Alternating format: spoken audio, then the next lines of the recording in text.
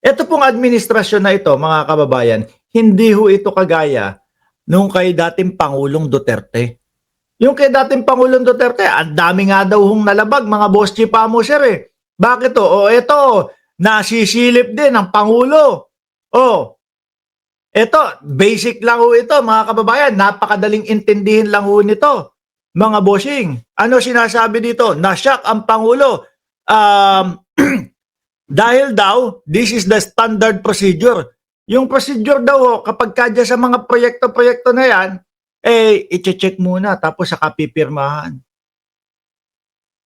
Di ba? Aalamin muna maayos, tapos walang substandard bago pumirma ang Pangulo. Basahin ko, mabilisan no I was shocked because this is the standard procedure. Ikinagulat ni President Bongbong Marcos nang malaman hindi umano sinunod ng administrasyong Duterte o ni dating Pangulong Rodrigo Duterte ang umiiral na sistema para maiwasan ang anumang korupsyon sa pondo para sa gobyerno o government project. Sabi dito, pagka nakitang hindi maganda at hindi tama ang ginawang proyekto, hindi pipirmahan ang acceptance. Baka siguro mga bossing, dahil, appointee ko naman to si Mark Villar. Ako naman naglagay dito. Ako naman ang DPWH. Ay, okay na yan. Okay na yan. Villar yan eh. Ba't natin sisilipin yan? Villar yan eh. Bakit natin iimbestigahan yan? Baka ganun ho ang nangyari. Okay, pirma. No? Or baka may kickback din ng Pangulo o ang dating Pangulo. Ano sa tingin ninyo? Baka kaya ganun. Or tamad lang talaga. Kaya hindi nag-check. Kasi kay Pangulong Bongbong Marcos, kitang-kita ho natin, mga bossing. Inisa-isa ni Pangulong Bongbong Marcos yung mga proyekto. Pati nga ho yung bahay ni Ginger Cat, kulang na lang tignan kung tama yung pagkakakonstruksyon ho, mga bossing eh. No? Para lang masabi na lahat maayos at hindi substandard. Pati yung bahay ni Rosewin, gustong puntahan ng Pangulo. Di ba, Rosewin Isidro? Hindi ho. Seryoso ho. Nakita ho natin yan. Simula ho, mga kababayan, nung inilabas ni Pangulong Bongbong Marcos yung 15 na top construction company, mga bossing. Di ba? Simula nang ilabas, isa publiko ni Pangulong Bongbong Marcos, yung top 15 na construction company, dyan na po nagkagulo-gulo. Senado, Kongreso, lahat na ho, mga kababayan. Ano ginawa ni Pangulong Bongbong Marcos? Pinuntahan isa-isa. Pinuntahan isa-isa yung mga proyekto na di umano, na mga may ghost project, na may mga substandard, at hindi ho nagkamali ang Pangulo.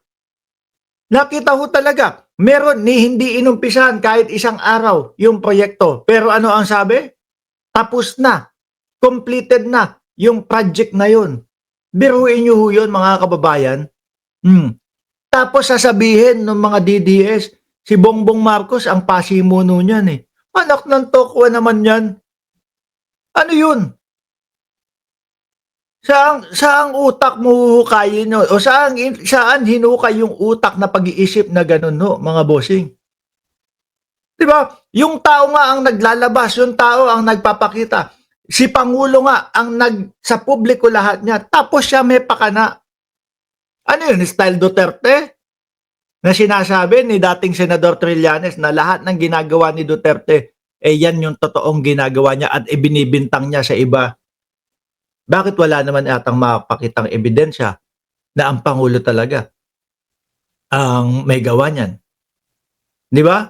Sabi ni May Kasiguran, ng Ceresa Force, nasa talampakan daw ang utak ng mga yan.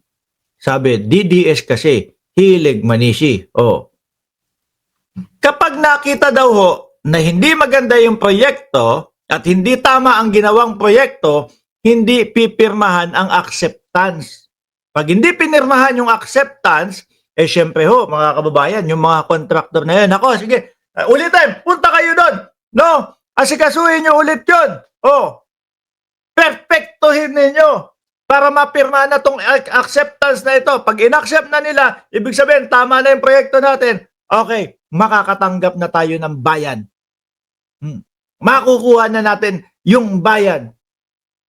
Kaso hindi daw ginawa ng dating Pangulo. Ayan po, mismo, galing kay Pangulong Bongbong Marcos. Kapag nakita, hindi maganda at hindi tama ang proyekto, hindi pipirma ng acceptance. Kapag hindi pinirmahan ang acceptance ng local government, hindi mababayaran ang kontraktor. No? Yun ang sistema noon. Wala sila siguro mga tatamad-tamad. Ibig sabihin lang kampante sila nung panahon ng dating Pangulong Duterte. Di po ba? Yan yung sinasabi ninyo na maganda yung gobyerno ng dating Pangulo. Kung may mga ganito, walang mga takot na mga magnakaw. Itong mga nasa local governments. We have violated the rules. Those rules exist. Panahon ni dating Pangulong Duterte. In the last decade, they stopped following the rules apparently in the last administration. Yan. Duterte, di ba? They removed that rules entirely. Kaya ngayon, yung mga local government, wag mo lang check yan, okay lang yan. Hindi naman tayo, okay lang naman doon sa pinakataas No, sige, basta, pirma mo na yan. Ayos na yan. Release mo na yung bayad ng mga kontraktor na yan. Maluwag. Kaya, naging ponduhan ng mga magnanakaw. Sabi ni Ginger Cat, si Mang Kanor, kipit balikat lang ang pag-alam niyang magkakapera siya sa magiging kaalyado niya. Di ba? Alisin ko na ho iyan, mga DDS, masakit ba? Tuloy ko pa ba? O hinto na ako ng vlog? Sumagot kayo mga DDS, pag sinabi niyong hihinto na ako ng vlog, susundin ko yung mga pro-government. Tuloy-tuloy lang ang vlog namin.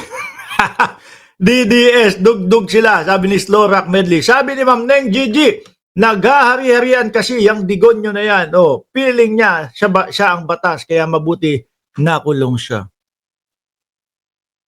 Baka yung sinisigaw nila na wala ho kasi nag-aalaga sa dating Pangulong Duterte doon. Hayaan nyo, mga DDS, ilang panahon na lang, mukhang parating na ang tagapag-alaga ni dating Pangulong Duterte. Baka 2, baka 8. Di ba? 8 yung sinasabing retracted na pangalan doon sa doon po sa ICC. Baka 8 yan. At ang pinaka-personal alalay, syempre, yung kung sino yung alalay niya nung nandito pa siya sa Pilipinas. Bungo at Bato de la Rosa, mga kababayan. Anyway,